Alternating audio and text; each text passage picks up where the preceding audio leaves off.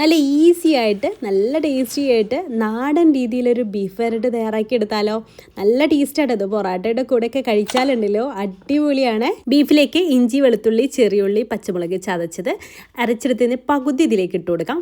പിന്നെ മുളക് പൊടി, മഞ്ഞൾപ്പൊടി, ഉപ്പ്, ഉലുവ ഇതെല്ലാം കൂടെ ചേർത്തിട്ട് അതിലേക്ക് ഒരു അരക്കപ്പ് വെള്ളവും ചേർത്തിട്ട് നന്നായിട്ട് മിക്സ് ചെയ്തിട്ട് ഒരു 5-6 വിസിൽ വരുന്നവരെ നമുക്ക് വേവിച്ചെടുക്കാം. ബീഫിൻ്റെ വേവിനനുസരിച്ച് വേവിച്ചെടുക്കട്ടെ. നല്ല സോഫ്റ്റ് ആയിട്ട് തന്നെ കുക്ക് ചെയ്തെടുക്കാം. ഇത് ചട്ടി വെച്ചിട്ട് വെളിച്ചെണ്ണ ചൂടായിട്ട് വരുന്ന സമയത്ത് വലിയ ജീരകവും നമ്മൾ ബാക്കി മാറ്റി വെച്ചിട്ട് ചതച്ച ഐറ്റംസ് ഉണ്ടല്ലോ അതും ചേർത്തിട്ട് ഒന്ന് വഴറ്റിയെടുത്ത ശേഷം അതിലേക്ക് കറിവേപ്പില, കാശ്മീരി മുളക് പൊടി, മല്ലിപ്പൊടി, ഗരം മസാല ചേർത്തിട്ട് നന്നായിട്ടൊന്ന് വഴറ്റിയെടുക്കാം. ബീഫിൽ ഓൾറെഡി വെള്ളം ഉണ്ടെന്നുണ്ടെങ്കിൽ കുറച്ച് വറ്റിച്ചെടുക്കണം കേട്ടോ. എൻ്റെ കയ്യിൽ കറക്റ്റ് വെള്ളം തന്നെയായിരുന്നു.